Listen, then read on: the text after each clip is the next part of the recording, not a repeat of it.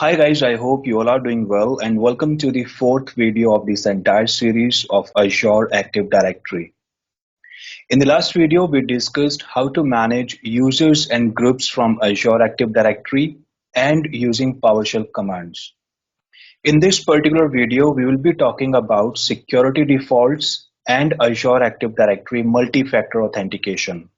We will discuss what is the difference between security defaults and Azure AD MFA, how to set up and configure security defaults, what are the prerequisites for Azure AD MFA, and how to set up and configure Azure Active Directory MFA. Microsoft has made security defaults available for everyone.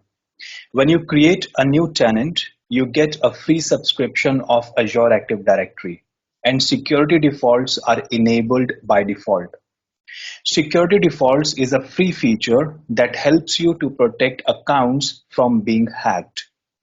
If security defaults are enabled, all of your users, including admin accounts, will have to enroll themselves for multi-factor authentication. Security defaults have some of the pre-configured security policies that help you to protect your organization identities from being hacked.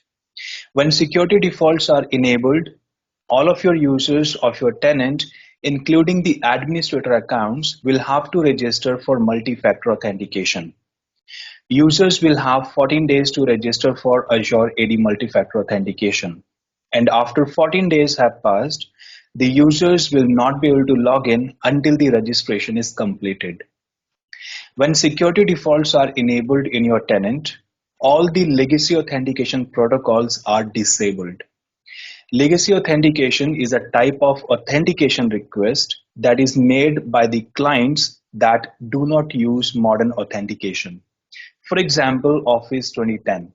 Some other clients that use older email protocols also use legacy authentication. For example, POP3, IMAP, or SMTP. Legacy authentication doesn't support multi-factor authentication. Even if you have a multi-factor authentication policy enabled on your tenant, an attacker can authenticate by using an older protocol and can bypass multi-factor authentication.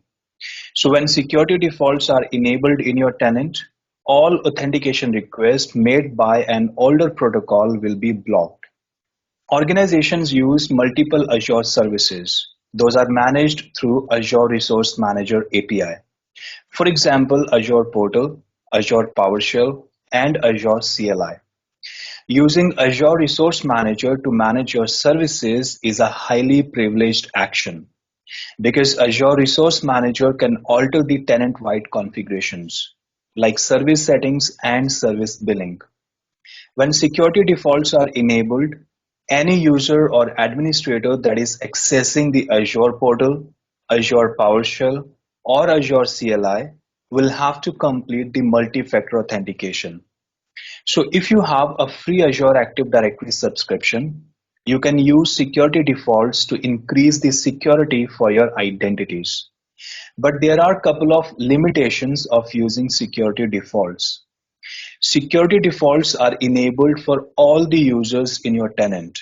You cannot enable security default for a set of users. When you enroll your account for multi-factor authentication using security defaults, you can only use Authenticator app as an authentication method. You cannot use other authentication methods like SMS verification or voice call verification. So let's move towards our lab and let me show you how you can use security defaults. So as we discussed, when you create a new tenant, security defaults are enabled for your tenant by default. But for my particular tenant, I have disabled security defaults manually. If you want to configure security defaults, you will click on Azure Active Directory, scroll it down, go to Properties, and in Properties, you will click Manage Security Defaults. Now here you can see Enable Security Defaults is set to No because I have disabled it manually. Now if any one of my users will try to log in to portal.office.com or any application of Office 365, this user should not receive a prompt to enroll for multi-factor authentication.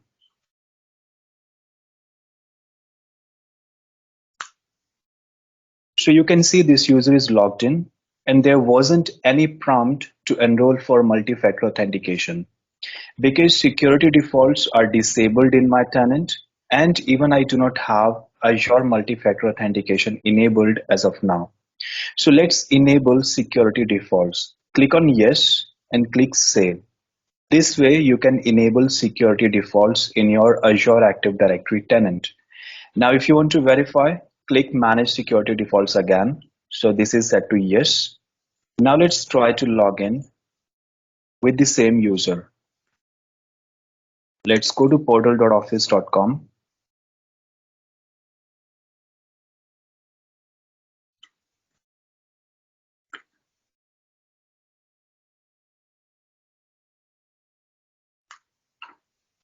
So now you see it says more information required. Your organization needs more information to keep your account secure. So now you have 14 days to enroll yourself for multi-factor authentication. For 14 days, I can simply click on here, skip for now, and this way you can skip this enrollment process for 14 days. But if you want to enroll yourself, then click on next. So as we discussed, in case of security defaults, you can add only Microsoft Authenticator app as an authentication method. You cannot use SMS verification or phone call verification methods. So follow the instructions and complete this enrollment process. Let me close this window because I'm not going to enroll this user for security defaults. Now, if you want to disable security defaults, you can simply click on no.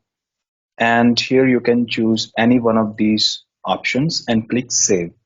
Now security defaults is disabled for your tenant.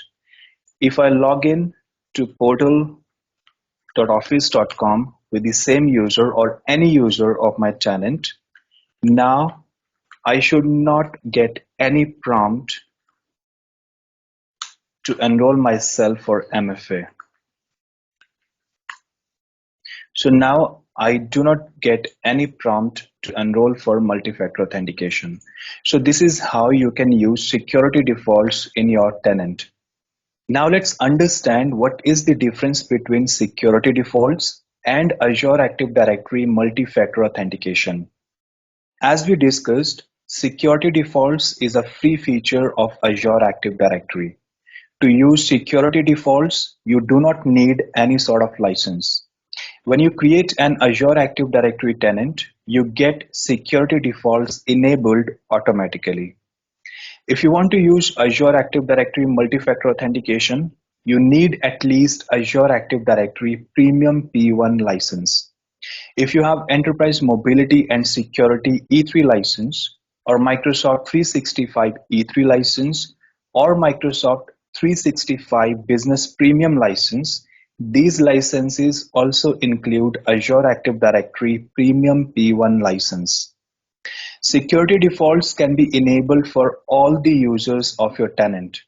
You cannot select a set of users for which you want to enable multi-factor authentication. But you can enable Azure Active Directory MFA for all the users or to a set of users. If you are using security defaults, users can use only the Authenticator app as an authentication method.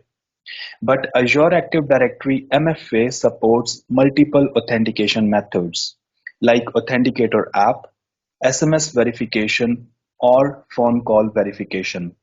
Security defaults are very easy to implement and doesn't require any sort of configuration at the admin level.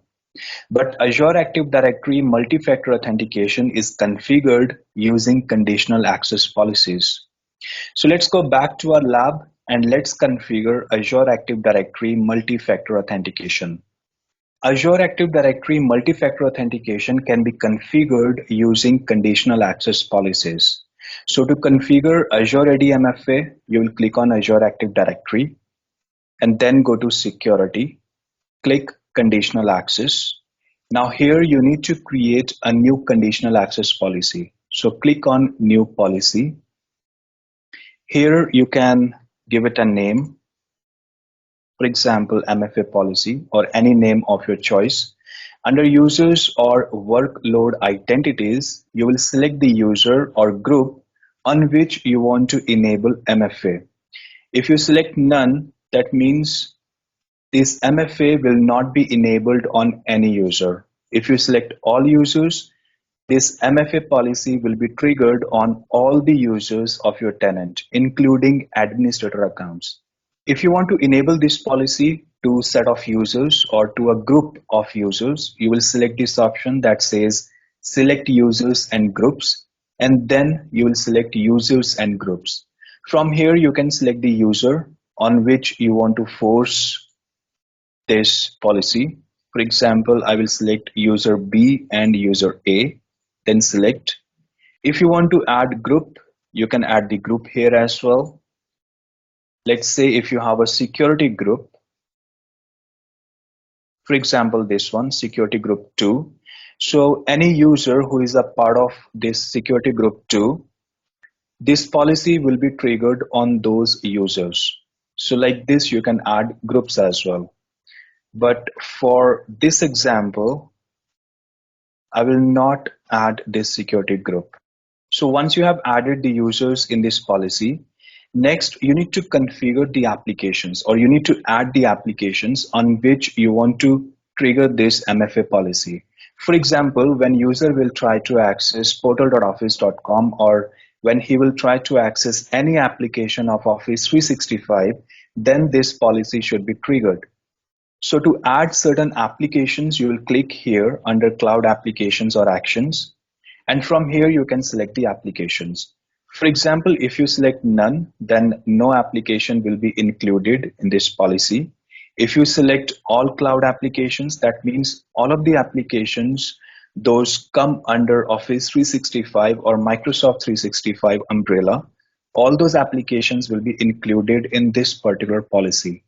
If you want to add selected applications, you can click on Select Apps, and from here you can select the application on which you want to trigger this particular MFA policy. For this particular example, I will add Azure Portal. So I will select Azure Management and then click Select. Now, once you have added the application, next step is we will trigger MFA on this particular policy. So under Access Controls, under Grant, click on Zero Control Selected. Here, make sure Grant Access is selected and then check Require Multi-Factor Authentication. Click Select. So now this policy is created. Make sure Enable Policy is turned on and then click Create. So this policy is created now. Now let me log in with one of the users who are part of this MFA policy. Let's try to log in with user A. So in this policy, I have added Microsoft Azure application. So that means when users will try to access portal.azure.com, only in that case, users will be prompted to enroll for multi-factor authentication. Let me show you one example. If I go to portal.office.com and if I try to log in with user A,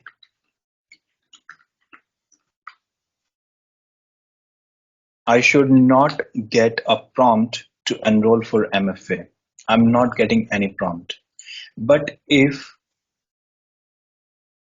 I try to log in to portal.azure.com with user A, the same account, now I should get a prompt to enroll for multi-factor authentication.